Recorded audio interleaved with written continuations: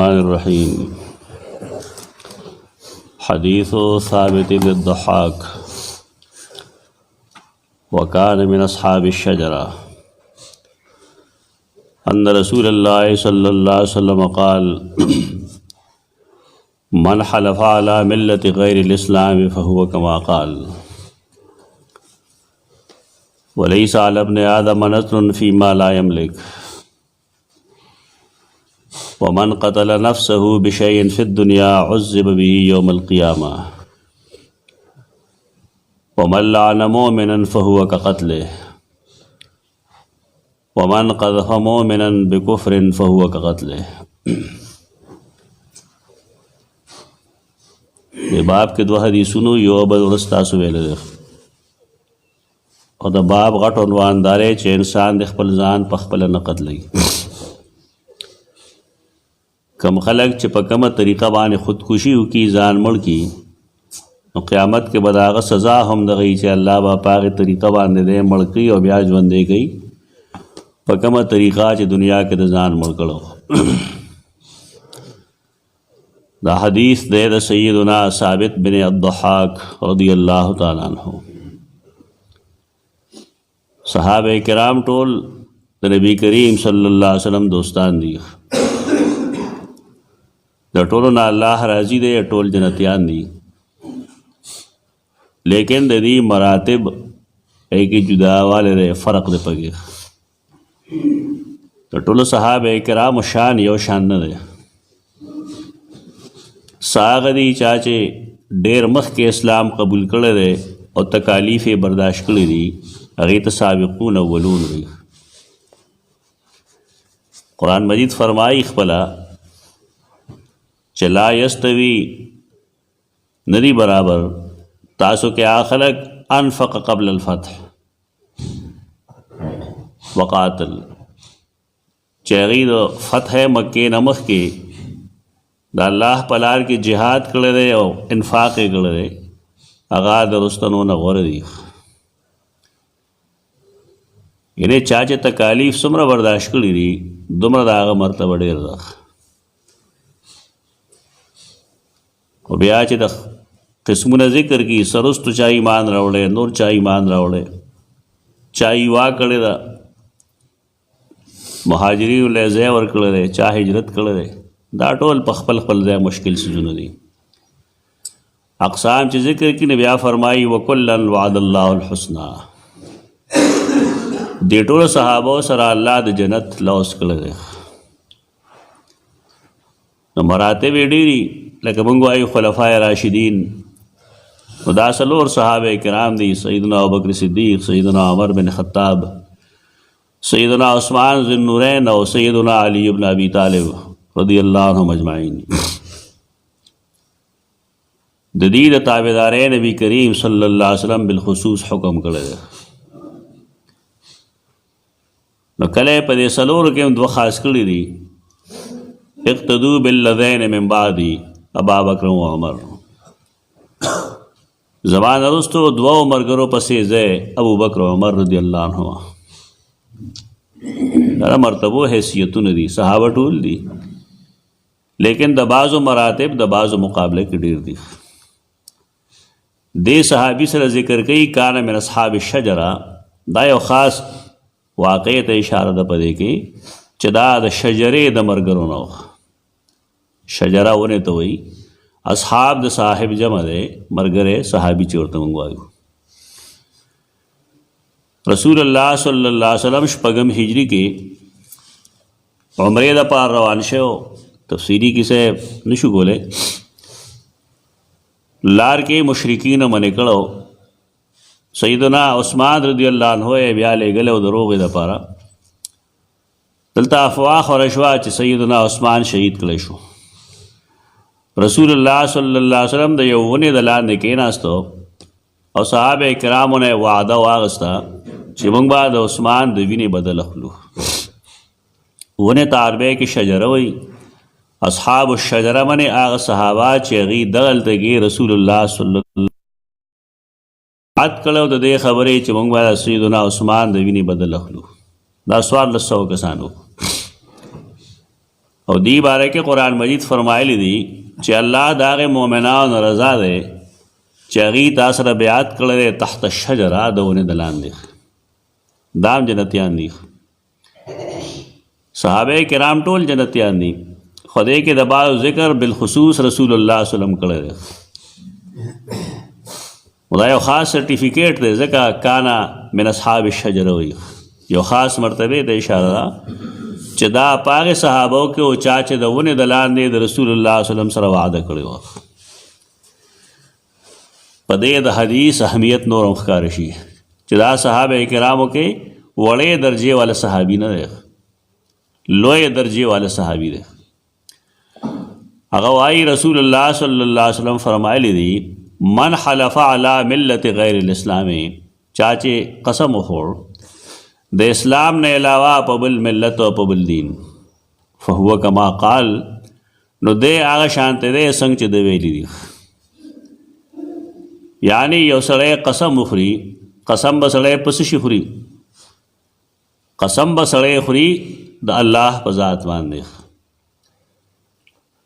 په بل څه څیز باندې قسم نشي خوړی، یا د الله په یو صفت باندې هم قسم خوړی شي. زمونږ د علاقو کې دا رواج دی چې خلک قرآن باندې قسم خوري. په قرآن مجید باندې قسم خوړل ناجایز نه دي، ځکه چې قرآن د الله کلام دی او کلام د الله صفت دی، د الله په صفت سړی قسم خوړی شي. لیکن رسول الله صلی الله علیه وسلم هغه به په قرآن قسم نه خوړ، دا مشروع نه دی، یعنی شریعت نه ثابت نه دی. بس والله بالله ثم الله دغه الفاظ به وکړو.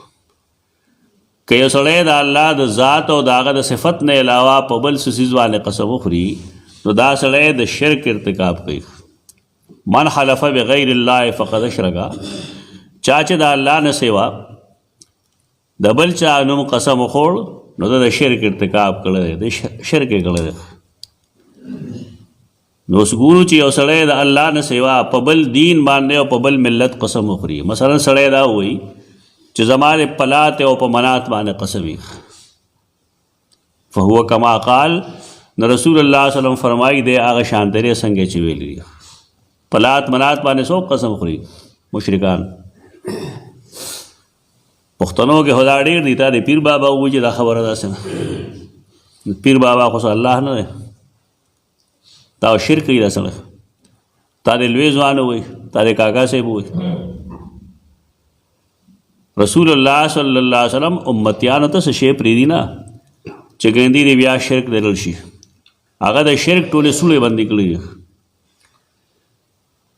د ملت اسلام نه علاوه په نورو ملتونو باندې، په نورو ادیانو مذاهبو باندې چې چا قسم وخوړ نو دی هغه شان تیرې څنګه چې د ویلي دي، یعنی د هغې ملت سړی شه دی، دی مسلمان نه دی پاتې شوی. دا قسمونه مه خورئ. او دا یو رواج دی، اوس خلک وایي ستا دی زما په سر قسم وي او زما دی ستا په سر قسم وي. پته نه لګېږي د خلکو الله نه څه جوړ کړي. قسم خو د الله رب العزت خاص حق دی.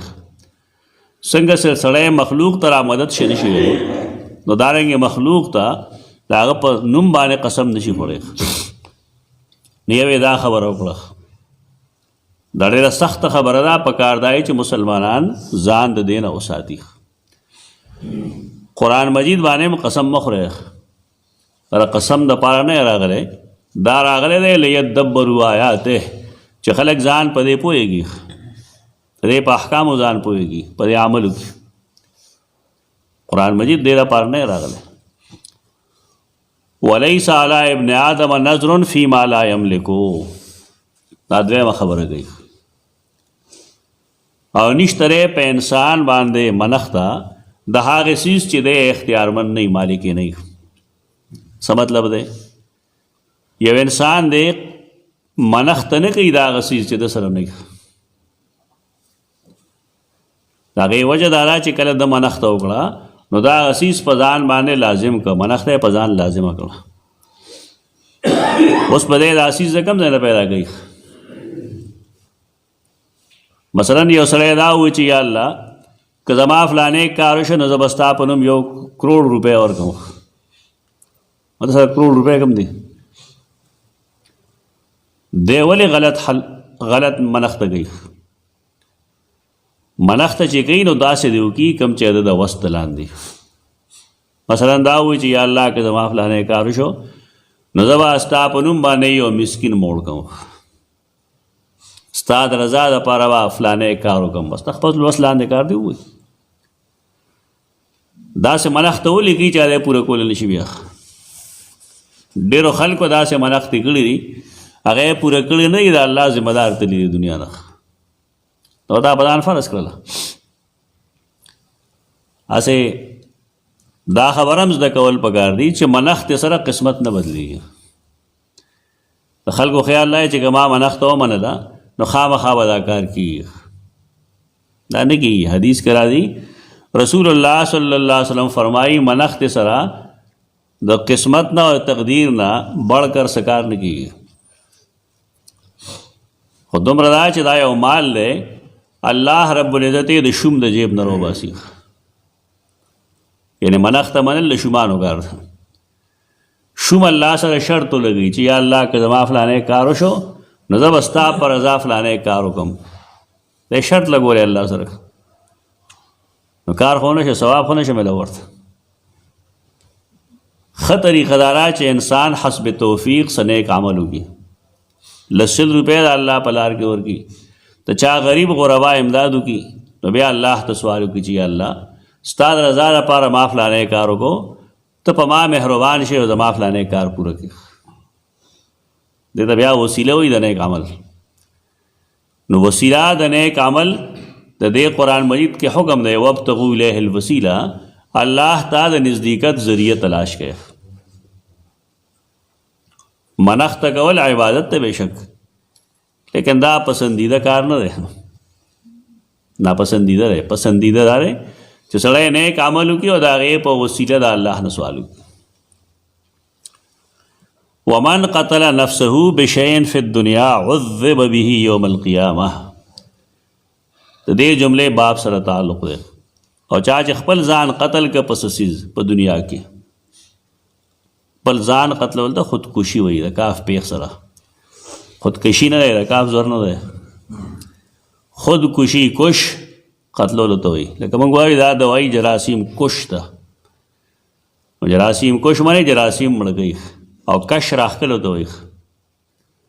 کش معنی راښکل، قلم راښکل ته کش وایي، او کش ورکول یې. کش معنی راښکل او کش قتلول. ومن قتل نفسه بشیء، او چا چې خپل ځان قتل که په څه څیز، یعنی خودکشي یې وکړه په دنیا کې، عذب به یوم القیامه، عذاب به ورکولی شي هغه له په هغه څیز چې د پې ځان قتل کړی دی د قیامت په ورځ. په کوم شي چې د ځان قتل کړی دی، رسۍ دې ځان ته اچولې ده، هلته به رسۍ درکړي. او که ځان دې په چاړه والی دی، هلته به ځان په چاړه وی، بیا به د الله ښه کوي، بیا به ژوندی، بیا به ته ځان په چاړه وی، به دغه عذاب ده. او وجه موږ ښولې وه چې انسان د خپل وجود مالک نه دی. دا د انسان ملک نه دی، دا د الله رب العزت یو نعمت دی، د هغه امانت دی. ده ته د دې د مړ کولو اجازت نشته. ځان مړ کول د بزدلۍ علامت دی، او ځان مړ کول د دې علامت دی چې دا سړی مقابله حالاتو سره نشي کولی، بزدل شوی دی. مسلمان بهادري اکار څومره تکلیف کی هغه د حالاتو سره سمجوته کی او د هغې د بدلولو کوشش کوي. داسې بهادر قوم دی بزدلۍ ته راشي، ځان مړ کوي. ومن لعن مؤمنا فهو كقتله. لعن معنی خیرې کول. سنن ابي داود کې حدیث راځي چې یو سړی خیري وکړي یو څیز ته، لعن یې ووایي، د الله د رحمت نه لرې کېدو ته وایي لعن. نو کله چې یو سړی خیري وکړي یو څیز ته، چې ستا د الله داسې وکړي او ستا یې داسې وکړي او ستا یې داسې وکړي، نو هغه دعا د ده اسمان ته وخېږي، عرش پورې ورسي. په دې مطلب چې که بالفرض د الله دربار کې د دې څه فیصلې کېږي چې هغه نافظ شي. نالته دی منفذ نه مومي دا دعا ځای ونه مومي بره دا بیا واپس راځي دنیا ته چې راشي نه بیا ګیر چاپیر ګوري لکه بالفرض هغه سړی د لعن مستحق و چا لپاره چې کړو نو لړ شي هغې کې ورنه وځي او که نه هغه د لعنت مستحق نه و نو چا چې لعنت ویلي نو هغه ته واپس لړ شي ملعون هغه شي په چا د لعنت دعاګانې مه کوئ بدار چې اخله سوریه ده څه وایي نو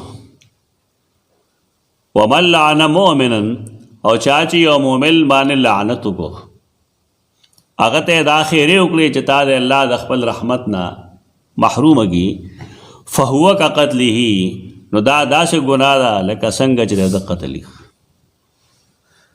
دا کبیره ګناه ده دا لوی ګناه ده خلک دې کې مبتلا ده او ښځې پکې ډېرې زیاتې مبتلا دي تو لعنت مخکې تاسو حدیث ویلی و چې رسول الله صلی الله علیه وسلم زنانو ته ویل چې زه جهنم ته تللی وم چکر مې لګو الله راته د هغې نظاره ښودله نو ما اکثر زنانه په جهنم کې لیدې دي هغې وجه تپوس یې وجه څه وجه ده نو نبي کریم صلی الله علیه وسلم یو وجه دا ښودلې وه چې تاسو تو لعنت ډېر کوئ تکثرن اللعنه لعن ډېر وایه خیرې ډېرې کوئ ډېر خلک خیرې کوي د خیرو نه یېرېدل نه وي پکار چې سړي ظلم نه وي کړی که نه د چا د خیرو نه مه یېرېږه زموږ مخې ته احادیث موجود دي چې سړی د خیرو مستحقي دا خیرې ورته راشي پخپله او چې خیرې د خیرو مستحق نه وي داسې جرم نه دی کړی دا کار خیره قبلی دی که بیا ورن دنیا کې څوک ژوندي نه و د ښځو همره سوا خیرې څوک نه کوي لیکن الله رب العزت نه قبلی هغې قبلی چې په سړي کې د خیرو ځای یو سړي بدي نه ده کړی څه جرم یې نه دی کړی څه ګناه یې نه دی کړی که ټوله دنیا لګوي هغه ته خیرې کوي نو کوي دی البته چا چې جرم کړی دی ظلم یې کړی دی نو هغه له پکار دی چې هغه د خیرو نه ویرېږي لعن د مؤمن فهو که قتله دا د هغه د قتلولو په شان ګناه دی مؤمن ته به خیرې نه کوو ومن قذف مؤمنا بکفر فهو كقتله قذف بدنامول